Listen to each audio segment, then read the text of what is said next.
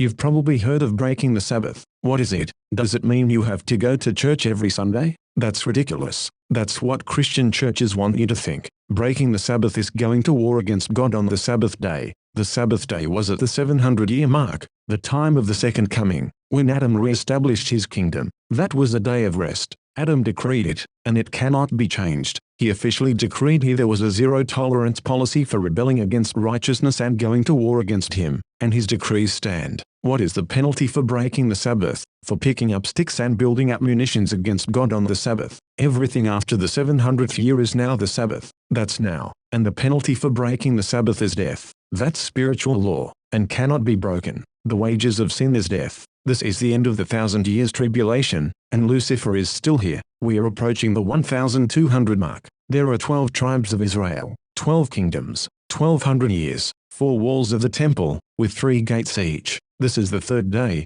and it's the last one. In other words, this is the last of the 4 generations of time, consisting of 300 years each. Predators are using hypnotism and the science of the mind against you daily. The Bible calls them demons. Practice psychic self-defense. Do not have sex. Do not eat meat. Read the Bible. Respect all life. This is Rome. Rome crucified Christ and created Christianity to cover up. Rome did not convert to Christianity. Rome compels. It does not convert. Rome kills you or makes you a slave. Rome is a bad tree with very bad fruit. The fruits of Rome are conquest and genocide, and Rome has used Christianity to continue the killing of native peoples. Victims include Jews, Africans, Irish, Celts, Japanese, Chinese, Aborigines, Native Americans, and more. Mexicans are dying on the border every day. The scriptures say, "Keep the Sabbath day to sanctify it, as the Lord thy God hath commanded thee. 6 days thou shalt labor, and do all thy work. But the 7th day is the Sabbath of the Lord thy God. In it thou shalt not do any work,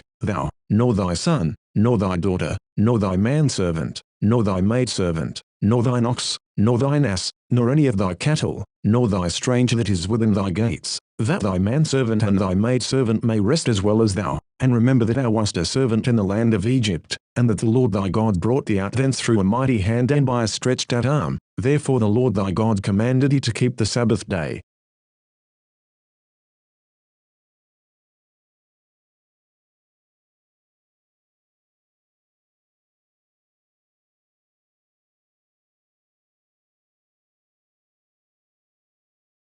This is the end of the 1,000 years tribulation. Psychic predators are using hypnosis and the science of the mind to control and manipulate you. The Bible calls them demons. This is April Schulthies, and I am not happy, and will not be happy, until every demon is removed from the earth. Lucifer and his minions must be cast into the lake of hellfire and brimstone that ascends forever and ever. I pray daily for the Lord to destroy the destroyers.